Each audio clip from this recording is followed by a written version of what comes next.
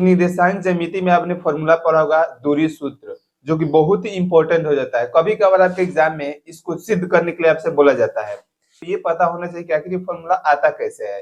तो चलिए मैं इसी फॉर्मूले को आपको डिराइव करके सिद्ध करके बता रहा हूँ कि फॉर्मूला आता कैसे है। देखिए लिखा है कि दूरी सूत्र को सिद्ध करें। दूरी सूत्र यानी to prove root under x2 minus x1 का whole square plus y2 minus y1 का होल स्क्वायर। इससे पहले मैं आपको बता दूं कि जो दूरी सूत्र होता है यह दो बिंदुओं के बीच की दूरी ज्ञात करने के लिए किया जाता है। दो बिंदु कौन कौन से? ऐसे बिंदु जो निर्देशांक ज्यामिति में स्थित हो, जिसमें क्या हो, एक x1 हो, y1 हो, x2 हो और y2 हो। इस प्रकार के अगर बिंदु दिए गए हैं तो उन दोनों बिंदुओं के बीच की दूरी ज्ञात करने के लिए फॉर्मूला यूज किया जाता है। सबसे पहले मैंने एक कार्टेशियन प्लेन यानी कार्तीय तल बना लिया है। उस कार्तीय तल में दो बिंदु मैंने इंडिकेट कर दिया है, P और Q। इन्हीं दोनों के बीच की दूरी आपको ज्ञात करनी है। सोचिए मेरे पास फॉर्मूला नहीं है। अगर आपके पास फॉर्मूला डायरेक्ट याद है तो हम क्या करते हैं, x2 की वैल्यू जो दी रहती है रख देते हैं, x1 की वैल्यू जो दी रहती है रख देते हैं, माइनस करके स्क्वायर कर देते हैं, फॉर्मूला को यूज कर लेते हैं। आखिर ये फॉर्मूला आया कहां से, मैं ये आपको बताना चाह रहा हूं। तो चलिए आप फॉर्मूले को देखिए कैसे निकालेंगे। यहाँ पे सबसे पहले क्या करेंगे, देखिए ये x1 है, y1 है, तो पता है कि आपको ये कौन सा अक्ष है, x अक्ष है। बिल्कुल ध्यान से समझते चलेंगे। ये कौन सा अक्ष है, y अक्ष है। यानी कि इस तरह से जाने वाली जो भी बिंदु होगा x होगा और इस तरह से जाने वाली जो भी बिंदु होगा क्या होगा, y होगा। तो चलिए सबसे पहले हम इन बिंदु P से एक अक्ष पे परपेंडिकुलर ड्रॉ कर लेते हैं। सीधा एकदम एक रेखा ड्रॉ करते हैं, क्योंकि बिना इसको ड्रॉ किए हम निकाल ही नहीं पाएंगे। तो एक रेखा ड्रॉ करते हैं। जैसे मान लो कि रेखा हो गई हमारी r, क्या हो गई, r, यानी कि PR हो गई। और बताइए कि PR की डिस्टेंस क्या होगी, यानी कि y क्या है हमारा, यहाँ पे y1 है। तो यहाँ से यहाँ के बीच की दूरी हम क्या लिख सकते हैं, y1। यही बस आपको समझना है। बात समझ में आ गया। ऐसे ही याद रखेंगे बच्चों, याद रखेंगे यहाँ से यहाँ के बीच की दूरी क्या होगी, x1 होगी, क्योंकि x अक्ष वाला है, x अक्ष, यानी कि इसी से बना x1 और y1, ये काम बन गया। फिर हम बिंदु Q से एक्स अक्ष पे परपेंडिकुलर ड्रॉ करेंगे, एकदम सीधी रेखा ड्रॉ करेंगे। हो सकता है अगर टेढ़ी बन गई हो तो आप घबराइएगा मत, आप सीधा ड्रॉ कर लीजिएगा। ये पॉइंट मान लेते हैं एस है। क्या है भैया, एस है।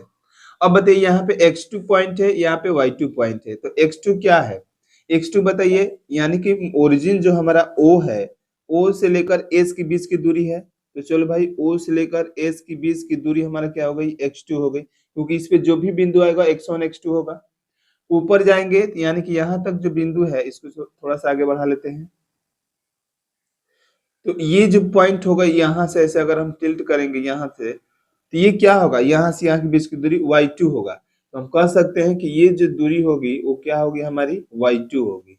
बोलो बात समझ में आ गया। तो इस तरह से बन जाएगा x2 और y2, यानी कि क्या बन जाएगा हमारा x2 और y2। अब हम क्या करेंगे, आपको यहाँ से RS के बीच की दूरी निकालना है। पॉइंट P से QS पर आप परपेंडिकुलर ड्रॉ कर दीजिए। चलिए भाई मैंने ड्रॉ कर दिया, इसको मान लीजिए T। क्या मान लेंगे, T, यानी कि जो दूरी आपकी RS की होगी वही दूरी आपकी क्या होगी, PT की होगी। तो हम लिख सकते हैं RS बराबर PT, लिख सकते हैं ना। अब आपको RS निकालना है, क्या निकालना है, RS। तो चलिए बता देते हैं कैसे निकलेगा। Q यानी कि टोटल दूरी यहाँ पे क्या है, x2 है, और ये OR कितना है, x1 है।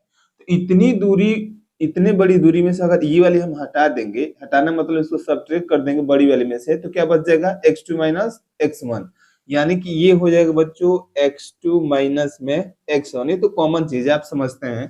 तो इसकी जो वैल्यू आ गई वह हो गई x2 माइनस में x1। इजी है। इसका मतलब बराबर है, तो ये भी हो सकता है x2, ध्यान समझिएगा, x2 माइनस में x1। क्लियर है। PR होगा वह TS के बराबर है, और TS की वैल्यू कितनी है, y2 है। कह सकते हैं ना यहाँ पे y2 कह रहे हैं, y1 है, ठीक है ना।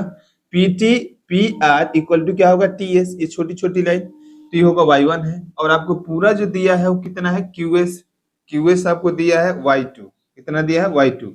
अब आपको निकालना है QT, क्या निकालना है, Q और T निकालना है। तो पूरे लंबी वाली दूरी में से आप छोटी वाली दूरी को घटा दीजिए, यानी कि y2 में से आपको y1 को घटाना पड़ेगा। तो इस तरह से आपको जो यहाँ पे पॉइंट मिलेगा, अब यहाँ पे लिख सकते हैं y2 माइनस में y1। ये हो गया फॉर्मूला। यानी कि यह एक ट्रायंगल बना, या लिखेंगे यहाँ पे एक ट्रायंगल बना, in triangle P Q T, in triangle P Q T, ये कैसा है, राइट एंगल ट्रायंगल है, मतलब कि यह समकोण त्रिभुज है। और जब समकोण त्रिभुज है तो पाइथागोरस प्रमेय को यूज करेंगे। अब देखिए भाई, ये जब समकोण त्रिभुज है तो 90 का है, तो ये हमारा हाइपोटेन्यूज हो जाएगा, ये हमारा बेस हो जाएगा और ये परपेंडिकुलर हो जाएगा।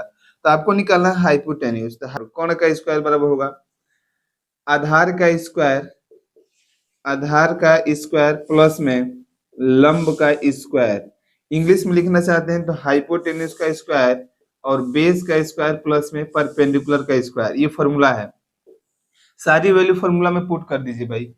कोण का स्क्वायर बराबर हो जाएगा आधार का स्क्वायर, आधार का स्क्वायर कितना है, x2 माइनस x1 का होल स्क्वायर, आधार आपका यही है, प्लस लंब का स्क्वायर y2 माइनस y1 का होल स्क्वायर। अब चलिए निकालेंगे यहां से, तो क्या हो जाएगा, कड़, कड़ बराबर हो जाएगा रूट अंडर, यहाँ से हटाएंगे तो हो जाएगा root under x2 minus x1 का whole square plus y2 minus y1 का होल स्क्वायर। अब आप देखिए यही हमको दूरी निकालना है, तो आप कौन के जगह पर लिख सकते हैं, पी टी, क्या लिख सकते हैं, पी क्यू, यानी कि पी क्यू के बीच की दूरी जब भी निकालना हो तो फॉर्मूला यूज करेंगे x2 माइनस x1 का whole square plus y2 minus y1 का होल स्क्वायर। और इस तरह से हम फॉर्मूला क्या कर दिए, यहाँ पे प्रूव कर दिए, हेंस प्रूव्ड।